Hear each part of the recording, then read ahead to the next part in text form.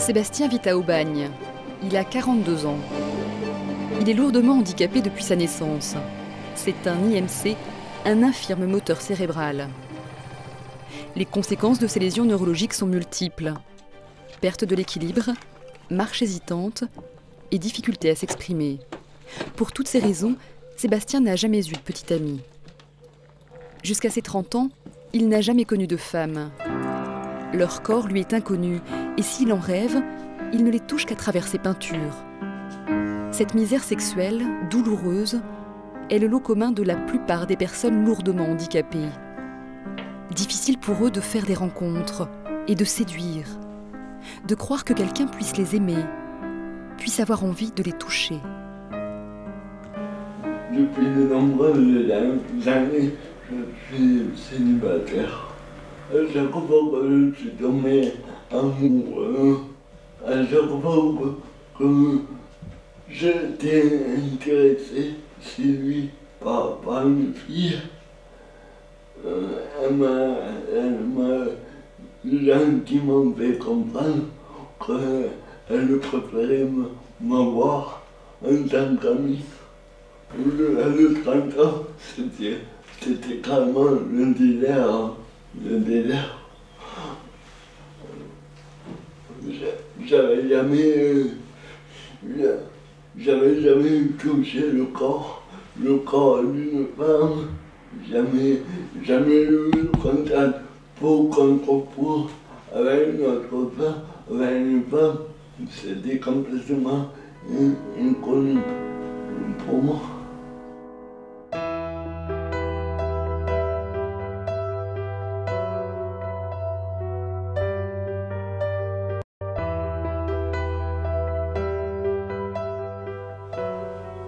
C'était comme un manque, à tel point que j'étais frustré, à un tel point que quand je voyais des gens en couple se tenir la main, ça me faisait du mal. Et puis un jour, il franchit le pas d'une sexualité tarifée. Un ami le met en relation avec une prostituée.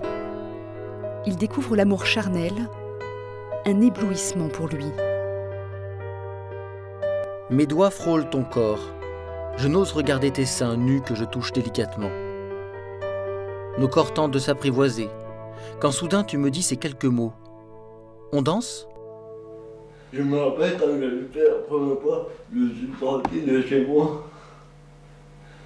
Et je me suis dit, ça y est, je l'ai fait. Et tout à coup, c'est comme si ce point noir avait implosé et avait disparu, quoi. Il n'était plus là. Et je me rappelle de sortir, de voir les gens. Et en fait, c'est comme s'il était devenu un homme avec un H, un homme à part entière.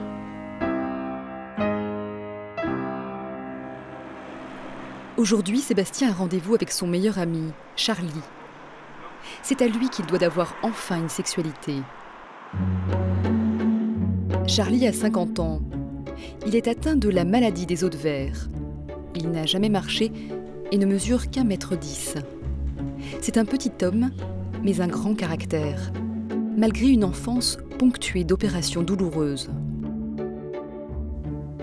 Là, j'ai 5 ans. C'est mon arrivée au centre de rééducation à Pierre, où je vais vivre jusqu'à l'âge de 18 ans dans cet établissement. Charlie connaît bien le prix de la différence, lui qui a dû sans cesse batailler pour se faire accepter. À Aubagne, où il jouait des percussions dans les bars, il est connu comme le loup blanc. Depuis quelques années, avec son pote Sébastien, il est devenu un militant infatigable du droit à la sexualité pour tous. On est heureux là. Et là, je suis en train de crier liberté, sexualité.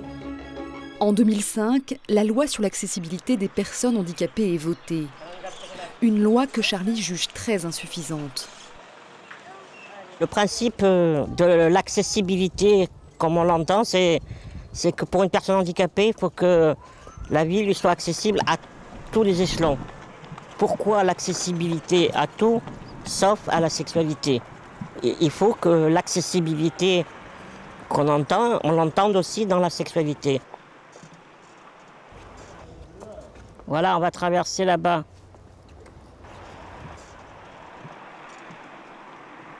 On essaye de faire comprendre au grand public que l'accompagnement sexuel, c'est pas quelque chose de sale, c'est pas quelque chose d'immoral. Je dirais c'est quelque chose d'humain, c'est de l'humanité avant tout. C'est pour que les gens apprennent à réincarner leur corps, se retrouver, avoir confiance en eux, retrouver le moral aussi, le sourire, l'envie de manger, l'envie de vivre, l'envie de sortir, l'envie d'avoir une vie sociale. C'est ça l'accompagnement sexuel et c'est ça l'accessibilité en réalité. Charlie et Sébastien sont amis depuis plus de 10 ans. Ils partagent les mêmes combats. Ça sent bon. Ça sent le muguet. Ah, j'adore. Charlie, c'est un peu le grand frère de Sébastien. C'est lui qui le met en relation avec des prostituées ou des assistants sexuels quand il en trouve. Il le fait pour d'autres handicapés, à ses risques et périls. Vis-à-vis de la loi, je suis un proxénète. D'ailleurs, j'ai le look, hein, j'ai le chapeau, la loi elle dit qu'à partir du moment où vous aidez une personne à avoir un contact sexuel rémunéré, vous devenez proxénète, même si je ne gagne pas d'argent. Hein, mais je n'ai pas peur de le dire, je m'en fous. Depuis 2008, j'ai aidé, sauf que la sexualité, d'un coup, elle disparaît. Et voilà. Alors on n'a qu'à nous castrer. Régulièrement, Charlie fait le tour des petites annonces de call girl. C'est pour lui le moyen le plus efficace d'avoir une vie sexuelle, même s'il est très cher. Mais beaucoup de prostituées refusent leurs services aux personnes handicapées. Elle a un joli visage, mais est-ce que c'est vraiment elle? 35 ans. Jolie jeune femme, 35 ans.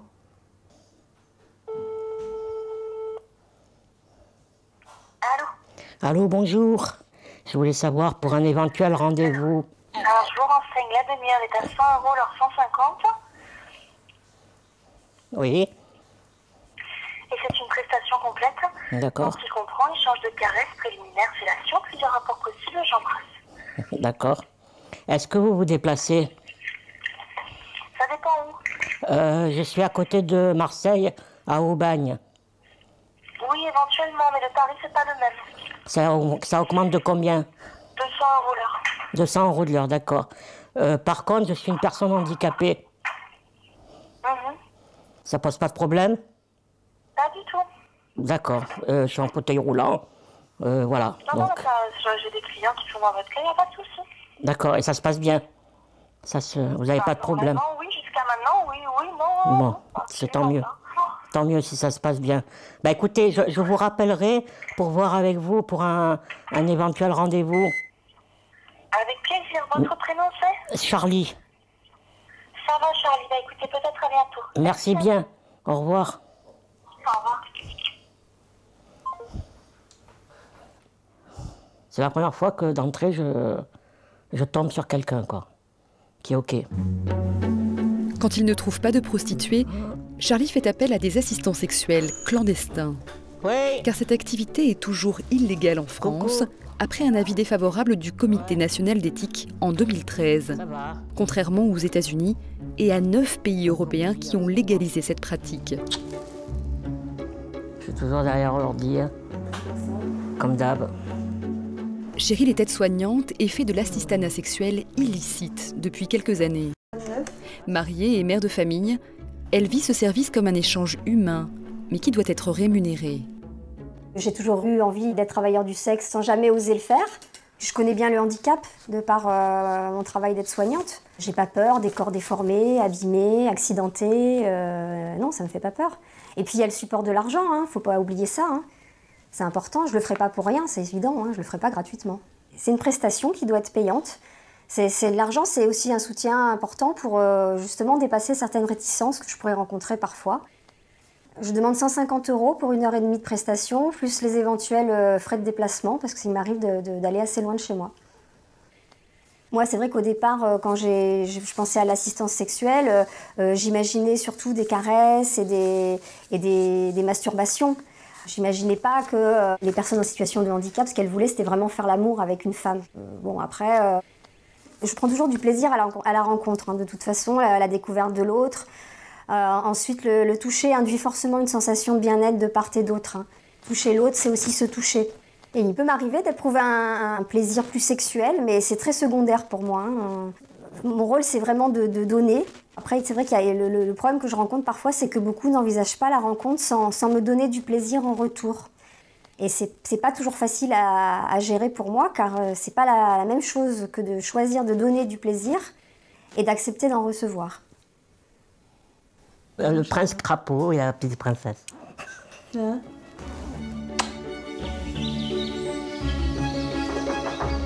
La Fondation Mallet à Richebourg, dans les Yvelines, accueille plus de 80 adultes handicapés. Toute l'équipe ici est très à l'écoute des pensionnaires. Comment vas-tu ? Bien. Papa, il m'a pris à bras, mais tu peux pas me marier. Voilà. Mais rien ne t'empêche d'avoir une petite amie. Ouais. C'est pas parce que tu es handicapé que j'aime pas tout ça. Ben oui, toute personne. C'est la vie, non? Mais oui, c'est la vie. Toute personne a le droit à avoir des besoins, des envies. Ouais. C'est normal qu'on ressente les choses. Quand on moi, on ne pas rien. La parole est directe et gênante pour des valides, quel que soit leur désir d'être à l'écoute. Je vais me déplacer un petit peu, Christelle, pour pouvoir comprendre ce que tu me dis. Pour les aider à respecter la sexualité des résidents, le directeur a proposé aux membres du personnel une formation auprès de spécialistes du handicap.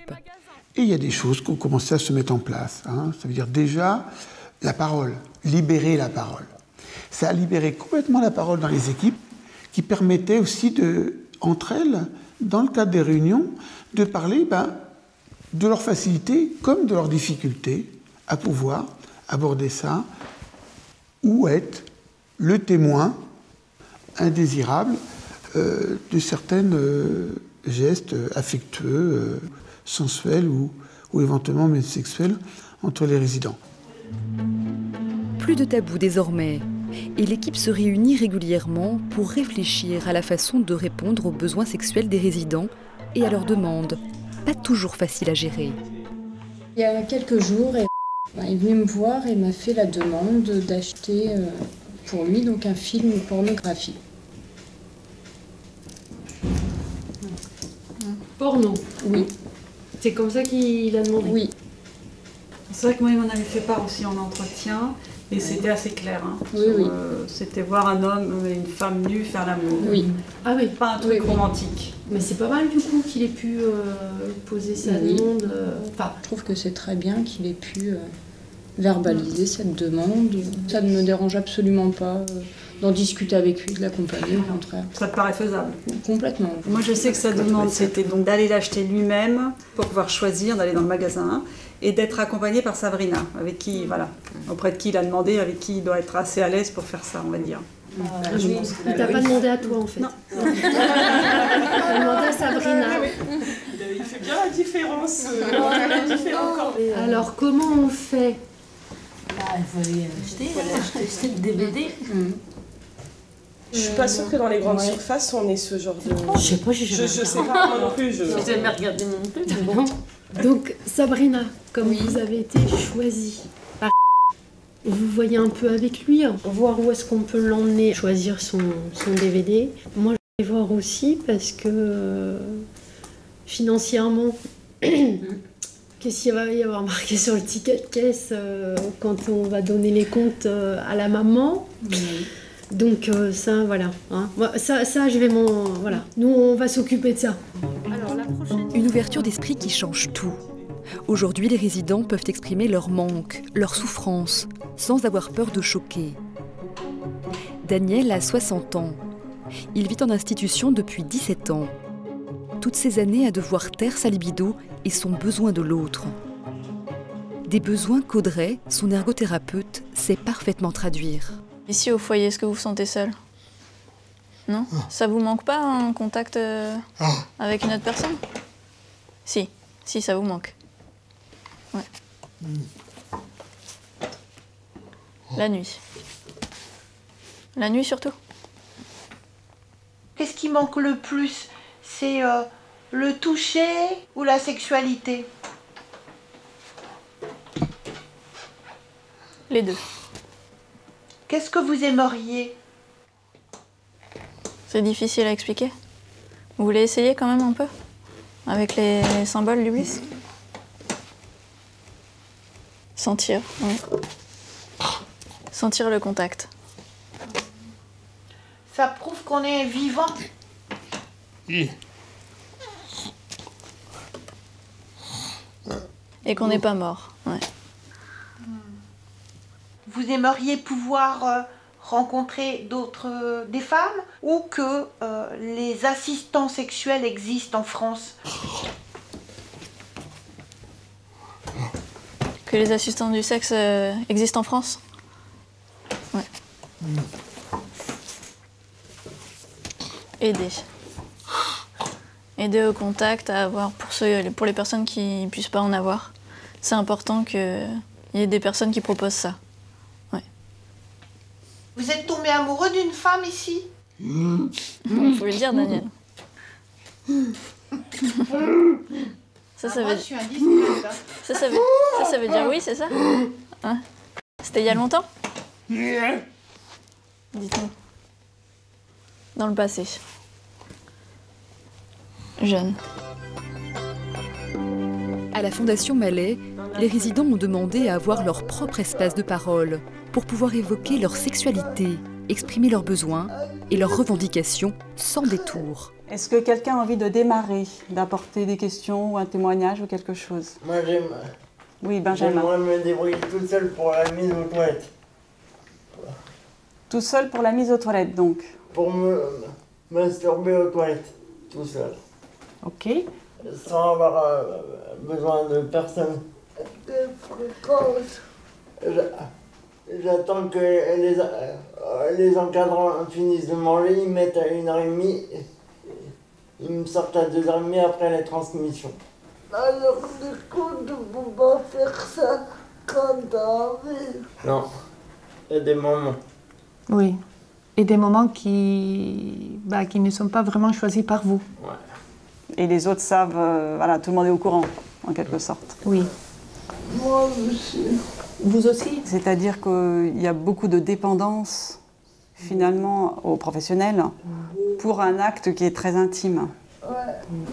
Quand on est en institution, on n'est pas libre, on a toujours peur des gens qui passent. Ouais, c'est compliqué. D'accord. Donc maintenant, c'est Florence qui a préparé quelque chose qu'elle veut partager avec le groupe. Florence ne peut pas parler, mais son ordinateur est sa voix. Je pense que les personnes handicapées ont le droit d'avoir des fantasmes sexuels, comme les personnes valides. Qu'est-ce que vous en pensez? Elle a raison. Elle a raison. Elle a raison. J'ai demandé à l'institution d'aller en week-end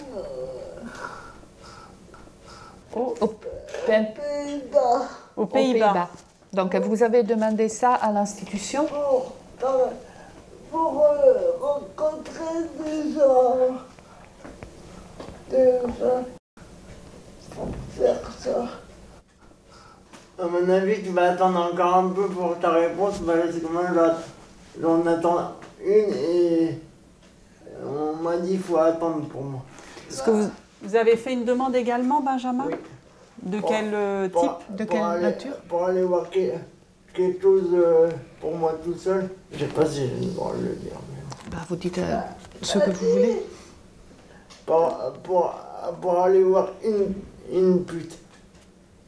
On se sent un peu désemparé face à des demandes qui peuvent être très précises. Donc voilà, je pense à un jeune homme qui nous a demandé d'aller voir une prostituée. Donc du coup, j'entends sa demande. Comment je peux l'accompagner là-dessus? Je sais que ça ne dépend pas de moi et je me sens démunie. Amener un résident voir une prostituée, ça c'est pas fait. Non. On accompagne, je sais que les éducateurs accompagnent beaucoup les résidents, par exemple via Internet, sur des sites de rencontres. Ça, voilà, ça se fait beaucoup, un accompagnement à ce niveau-là. Mais aller voir une prostituée, non, pour le moment, non. Les professionnels seraient prêts à le faire. Mais c'est la loi qui fait que, pour le moment, ça n'a pas lieu. Christine a 50 ans. Elle aussi est infirme moteur cérébral. Elle a des désirs plein le corps qu'elle n'a jamais pu assouvir, même avec Willy, son amoureux. Elle raconte son histoire dans son journal de bord. Je suis avec Willy depuis 2002. Mais comme il a la maladie des os de verre, je n'ai jamais fait l'amour avec lui parce que son corps est trop fragile et je risquerais alors de le casser. Si la sexualité des hommes handicapés est taboue, celle des femmes l'est encore plus. Rares sont celles qui ont le courage d'exprimer leur manque, leur souffrance, comme le fait Christine. Ça m'a toujours manqué de ne pas pénétrer pour voir déjà comment ça se passe, pour voir, parce que moi j'ai jamais vu ça, j'ai jamais rencontré un homme pour le pénétrer. Pourquoi il y a pas partout en France d'assistance sexuelle? Ouais. La Fondation Malais a osé franchir le pas et reconnaître la sexualité des personnes handicapées. Une initiative encore trop rare en France. Mais au-delà des principes, reste à s'organiser concrètement pour permettre aux personnes handicapées de vivre leur sexualité. Compliqué. Alors le directeur a décidé de mettre à la disposition des résidents une petite maison nichée dans le parc de l'Institut. Cette maison-là peut très bien servir donc pour un résident qui souhaiterait rencontrer un assistant sexuel ou une prostituée. Hein. Si lui n'est pas capable, de par son handicap, d'être autonome pour aller rencontrer cette professionnelle, c'est à nous de lui permettre de rencontrer cette professionnelle avec qui il a pris personnellement rendez-vous. Ça fait partie de notre prise en charge, de compenser son handicap.